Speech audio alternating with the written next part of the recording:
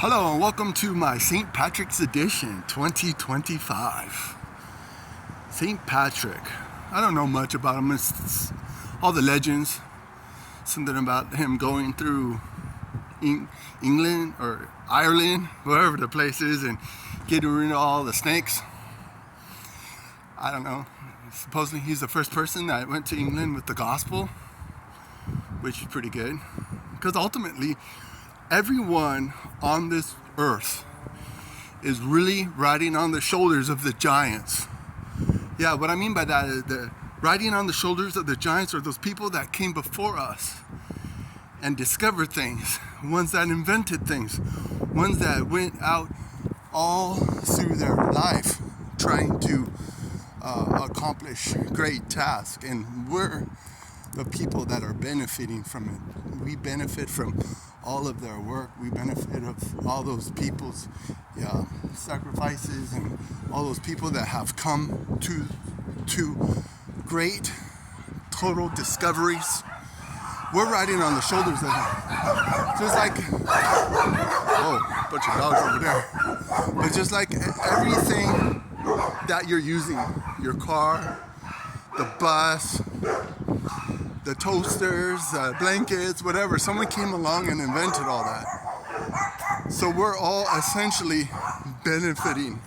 Some of us, I don't know who, some people, like even the electric car. They had electric cars in the 1800s, so that's not really a new thing at all.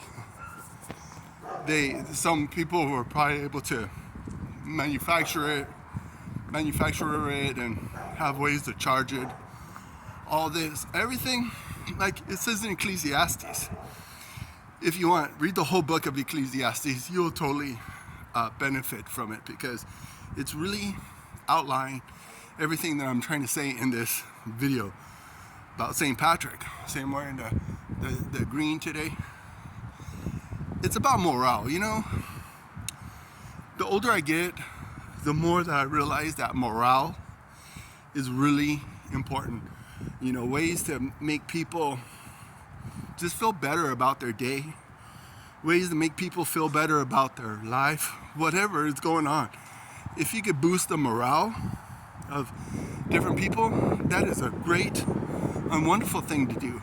And for those of you that are 30, 40, maybe facing 50, like this video is about, what are you doing to help people's morale? I mean, it's easy to be all depressed and down, like being like very upset about all the different mistakes. Because I mean, God knows about all the mistakes that I made, all the mistakes that I'm living with. I mean, there's nothing that I could do about it. Sometimes you get second chances, sometimes you don't get any chances, sometimes you just have to count your losses. Like I've said in my other videos, like for sure, if you're ambitious, watch my other video content, because you may find something in the content that might be pretty helpful for you, pretty insightful, pretty eye-opening. Just like the whole idea of morale. I don't know how many people have thought of that, but it's the truth. I mean, seriously, you gotta just be happy the best you can. Even though the term happy is really two words. Happening. When things are going your way, when things are happening the way you expect, happening in your life, that's ultimately making your emotions, again, emotion is two words. Emotion. Motions is emotions. It's like you're on like an ocean of emotions. Because when you think about the whole idea of the ocean and being out, sometimes you got calm water, sometimes you got rough water. I love going to the beach, by the way. Hope I could go to the beach more often this summer. The summer is about 3 months away. So spring is in a couple days. It's winter. It's cloudy. and it's just a wonderful. Actually, the weather's not too bad today. It's cloudy. It's supposed to rain. It said it was going to rain, but it never rained. So, but my point I'm trying my best to make is, first of all, we're all benefiting from other people's work, whatever it is. I mean, you think of the Bible. The Bible is a book, a compilation of 66 books written by 33 different authors. Don't quote me. I mean, do your own research.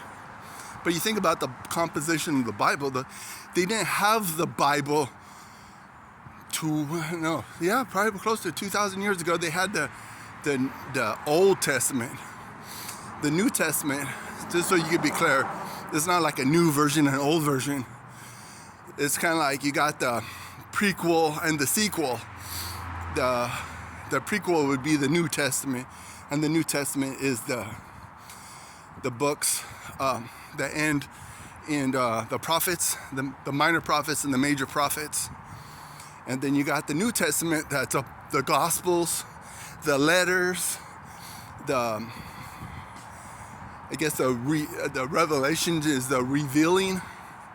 But I mention all that to say is that there was giants before us, the men and the monks and all the different scholars and teachers and preachers that kept the word going. The monks for centuries were just copying it. That's all they did. They slept, eat, and drink the Bible.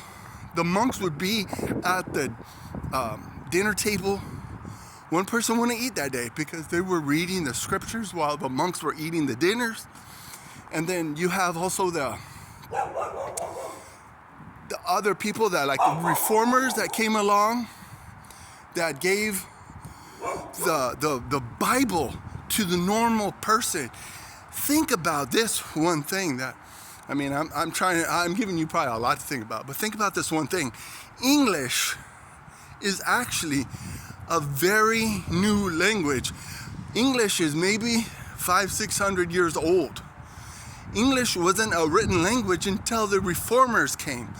The scholars, the teachers, they came and then they took the common language of the people, the peasants, because the royalty, they were studying Latin, they were reading Latin, they were reading the Arabic, they were reading the Greek. They had a good grasp of those languages, and then English came out 500-600 years ago. And that's, coincidentally, that's the second to Chinese or Cantonese and Mandarin. English is like the third most spoken language in the world.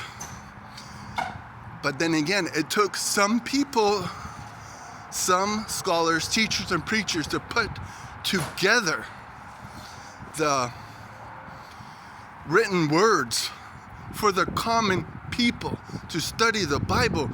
And you think about how exciting it is to have a Bible that you could read, that we have the capacity in our own mind to do our own research.